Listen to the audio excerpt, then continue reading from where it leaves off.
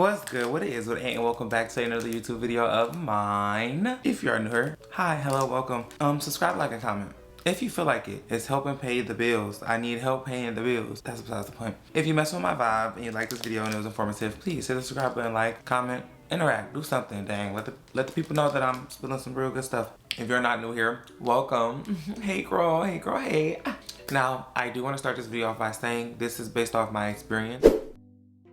My program was only for about 3.5 months. Could have extended. Still have the chance to extend, but I don't think I'm gonna do it. Not for any bad reasons, but because this just wasn't my plan. And I'm a part of the Elemental P community, and if you know, Florida is just like the governor just be showing out, and the people be showing out right along with him. And I refuse to get at least somewhere where I'm unsafe, or I can wake up one day and my rights can be altered in a state. That's just me. It don't gotta be you, but that's just me. So, and also, everything that I'm saying now is not guaranteed to happen on your experience. Things may change when you get here. It may be something new. It may be different people. It can all be different, but so far, this is my experience. This is some advice that I feel like can be fundamental all around. You feel me?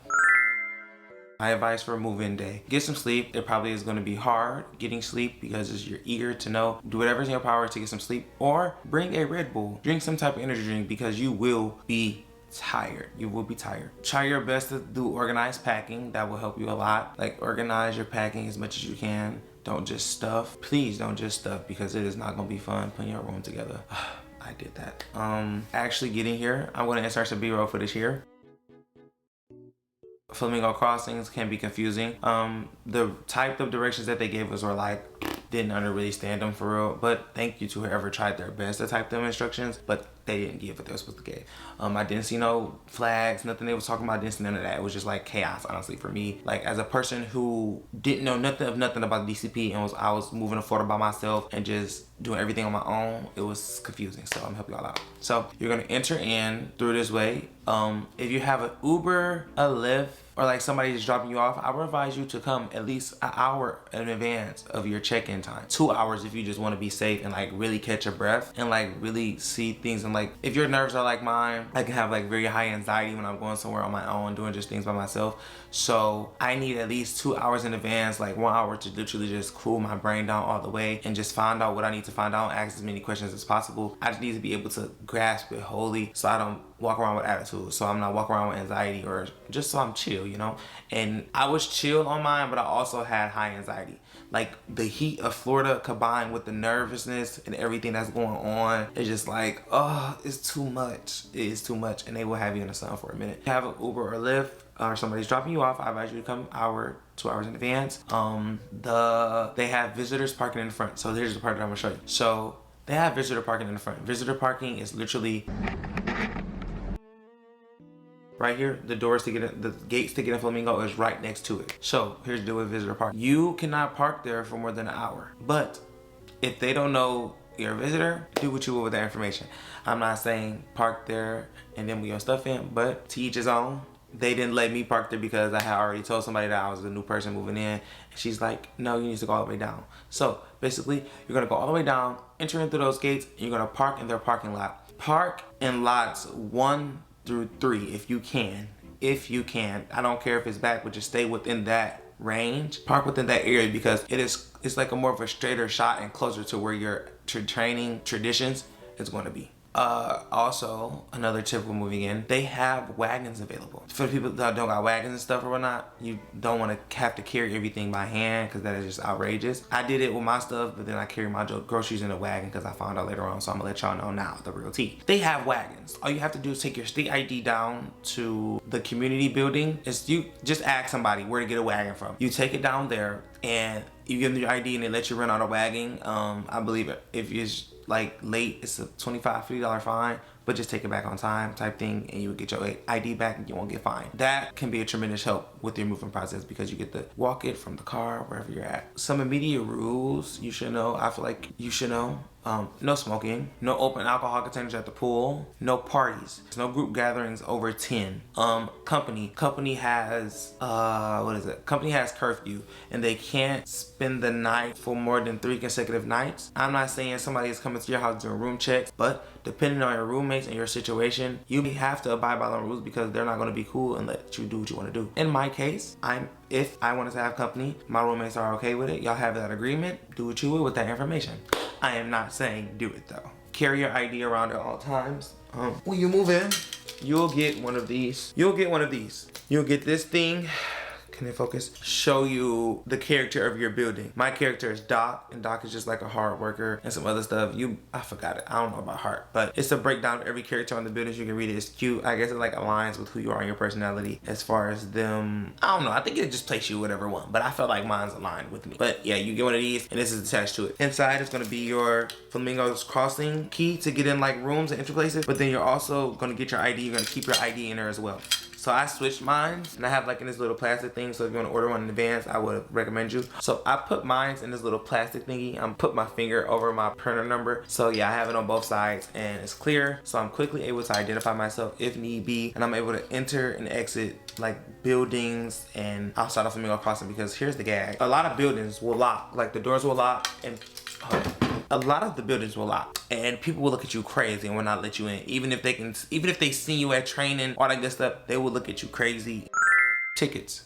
I know you worried like, when I'm gonna get my tickets, when can my family come, when I can bring my friends, all that good stuff. You will not receive your personal admission pass into the park, like your I forgot what it's called. Look at my phone. Okay, so you won't receive your cast member. Also, you'll learn like a lot of terminology. Cast member is basically another word for employee. They don't use those type of words here because I can't say what I really want to say, but I'm gonna talk about that later once this program is over. But they use it because they create the whole thing to be an experience for their workers. But you receive your cast member main gate pass like a week, 2 weeks into the program, you receive it. You go pick it up from the office, and then every 150 hours, you receive 2 or 3 passes. So if you think you're just about to get you some tickets easily without putting in your work, kiss that goodbye. Oh, and also with those passes, I have to look into it because I'll ask somebody while I'm doing this. But I'm not absolutely sure if you will get fired, or it's a possibility you can get fired. I'm not sure about that, but I just know it's like a big forbidden thing, which kind of doesn't make sense to me because this is my time. Company, you have your time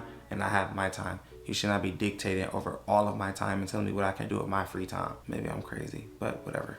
And another perk, you receive discounts on hotels and food. I feel like the food discount it ain't really a discount because when you use your discount, they apply gratuity, and that makes it bring everything like back. So let's say your meal was $40. Your discount will take away 20, but the gratuity will bring the 20 back and you're back at $40. That's like literally what it is. But still can use it if you want. They offer it. They have coupons as well. Gives you discounts on foods and snacks, and those are really good.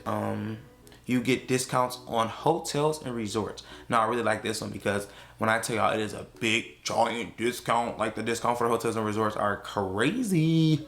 Like, really crazy. It can jump from like, instead of you paying $6,000, $4,000 at a Disney resort, like an official resort or hotel, you can pay anywhere from like $2,000. So everything I just said is on the Disney Hub. And once you go through your traditions and training, you will find out how to work all of that, and yeah, you will learn everything. It's not hard, it's easy. You get your log on, all that stuff, blah, blah, blah, blah, blah, blah. Training, let's get into training. Training is not hard. Training is just literally the history of traditions. Is like just learning the history of Walt Disney and just making you get amped for it. And like, how can I say this?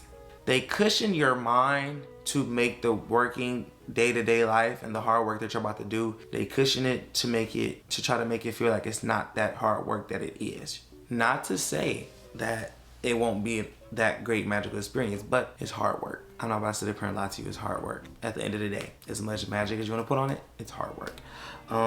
Okay, so yeah, traditions is that, and then your actual training that you have with your job or your role, because they don't say job, they say role. Whatever role you have, your training just depends.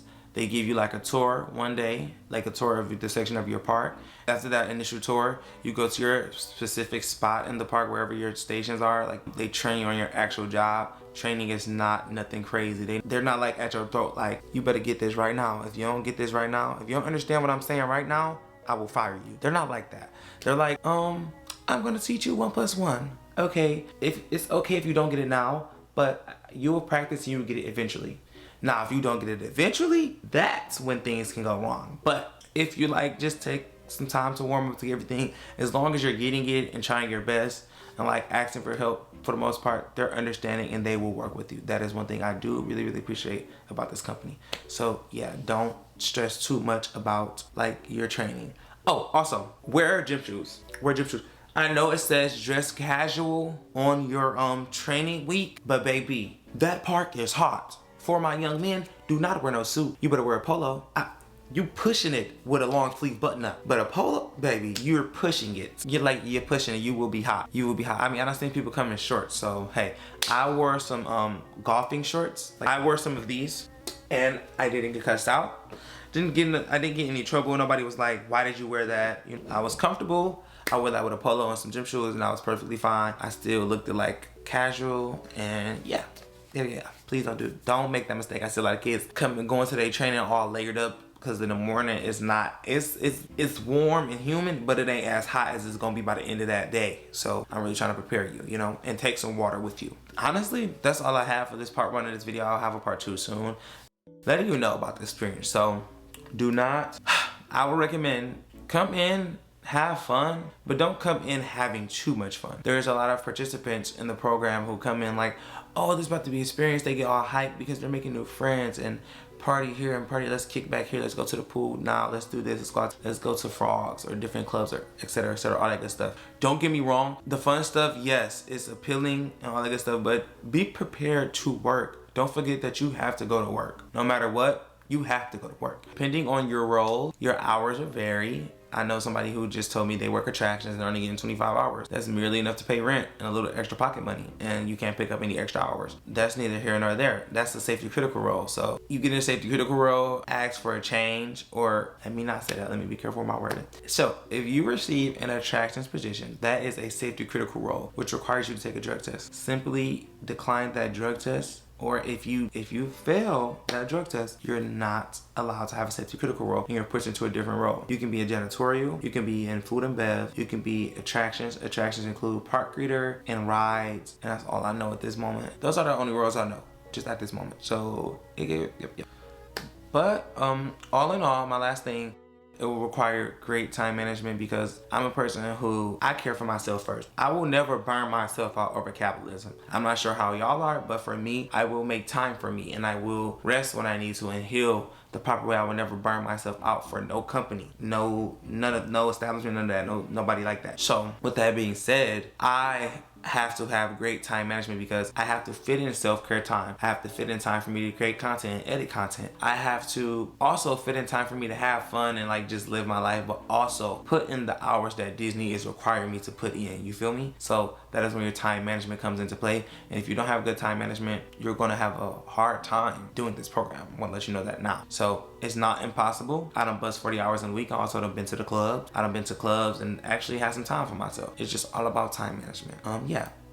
Oh, also, do not come into this program thinking you're about to be rich. This is not designed to make you rich at all. Like, they're giving you just enough to pay your rent and to live a little bit. That is it. And if you want to have a flexible living, you're gonna put in the hours to get that flexible living. A 50-hour check is like $573. I may or may not put my check stubs in here, but I'm gonna let you know that if you work 50 hours somewhere, right now currently we're getting $16 an hour. And also shout out to all the alumni that went through the $10 pay, the $12. Shout out to y'all because y'all paved the way. I couldn't, me personally, I wouldn't have done that 10 an hour, but shout out to y'all for doing that 10 an hour and living in those conditions that they had y'all living in. But today, in today's time, we have beautiful apartments and we're making $16 an hour. No benefits, but it's a good time. I'm gonna let you know now, that 50 hours ain't no easy 50 hours.